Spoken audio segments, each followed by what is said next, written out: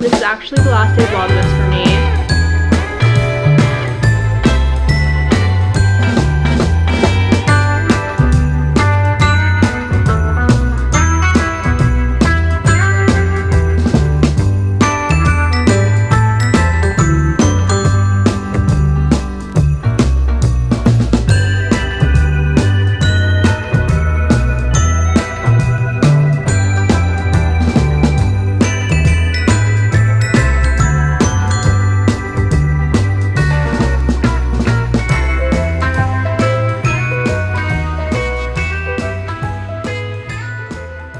Hello, what is up? Welcome back. I just finished getting ready for the day. I did a little bit of hair curling and then I put some makeup on. I have a doctor's appointment today and I am going to a little bar later. I think I talked about this in yesterday's vlog, but I'm going to attempt, not sure if it'll be successful or not, but we're gonna attempt to go to Rolf's like right after work. So I just feel like getting ready for the day, getting put together. I feel like whenever I put on like an outfit and curl my hair and do my makeup, I just have a more productive day. I'm still in my pajamas right now just because I don't know what I want to wear, and I don't know, these pajamas are just like super comfortable. Welcome to Vlogmas day 12. It is the last day of Vlogmas for me. I'm only doing 12 days of Vlogmas because I'm going home at the end of this week and I am going to be with my entire family, like grandparents, cousins, uncles, aunts, you know, the whole thing. So I didn't feel like vlogging at home and just didn't want to. I just want to be able to spend time with them. So this is actually the last day of Vlogmas for me, which is kind of sad. I've enjoyed vlogging pretty much every single day for the past 12 days. I feel like it's just a sneak peek into my life. And I know that I do vlog weeks sometimes. I did one recently, like a month ago, and I used to do them a lot in the past. So maybe this will just be my inspiration to bring back vlog weeks more often, like once a month or something.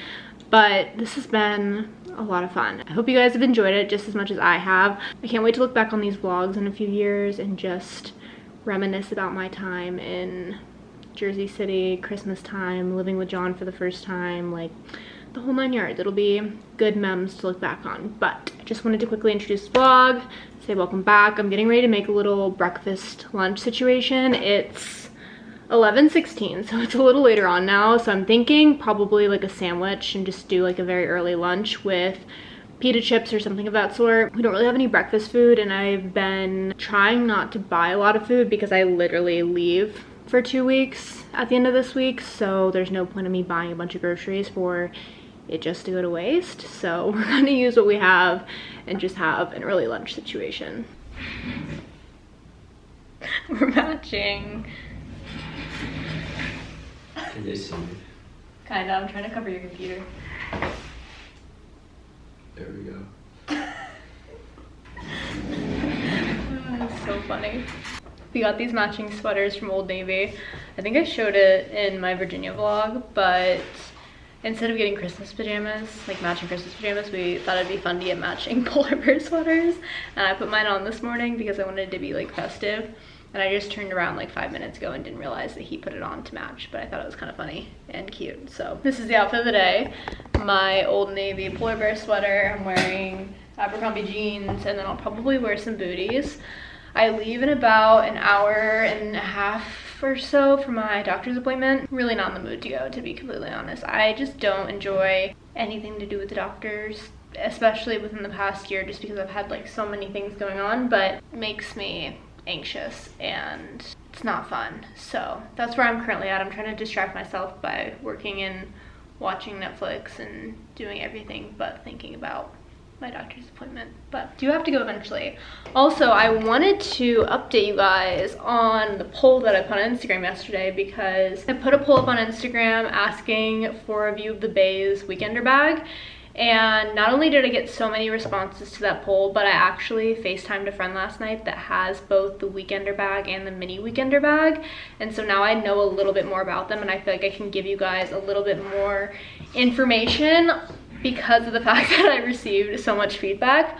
So I'll pop an Instagram story up on the screen right here of the feedback that I received yesterday. I'll also put this on my story, but if you don't follow me on Instagram, you should, but also just so you can have the information here. And I'll also review it with you guys. So I think the #1 feedback that I received is that people tend to like the mini weekender bag better than the Weekender bag for a few different reasons.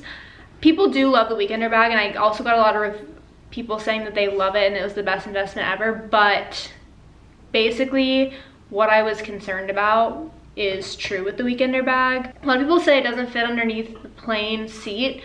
I think a few did tell me that they were able to make it fit, but just knowing myself and knowing how I pack, I 100% would stuff it full and then not be able to fit under the seat.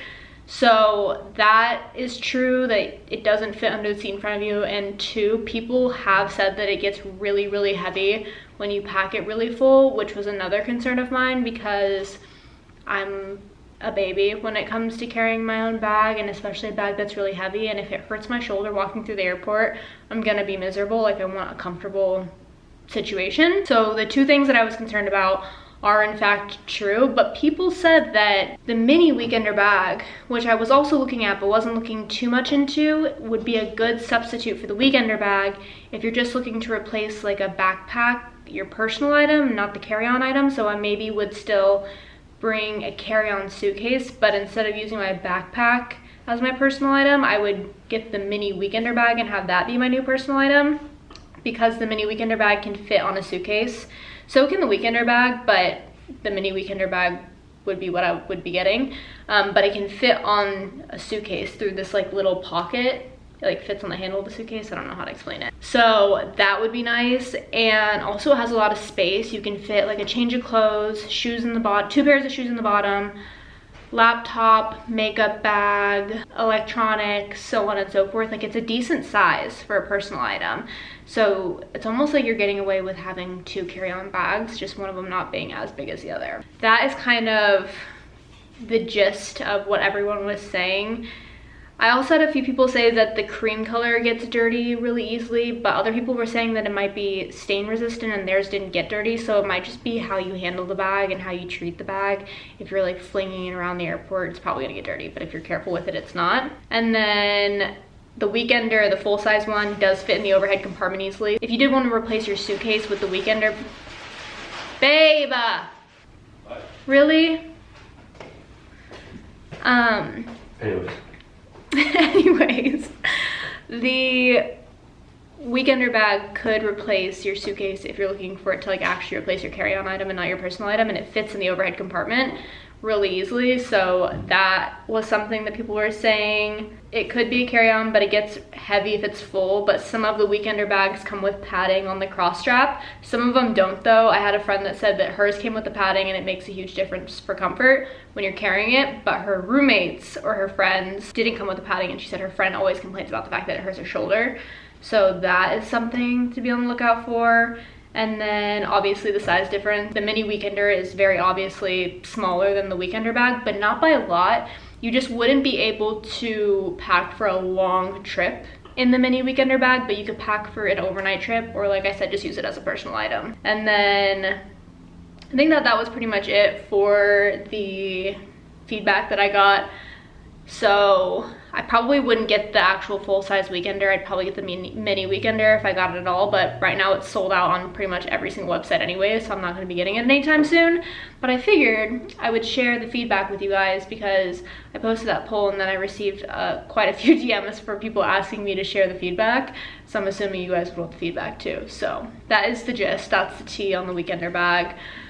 A lot of people do love it though. That was the main thing people were saying, was that they don't regret buying it, they love it. I did have like 1 or 2 people say that they didn't like it, but because of the fact that it was like uncomfortable to carry on their shoulder, which is why I would opt for the smaller one. But for the most part, everyone that has the mini one or doesn't pack the big one super full typically likes it. So we shall see.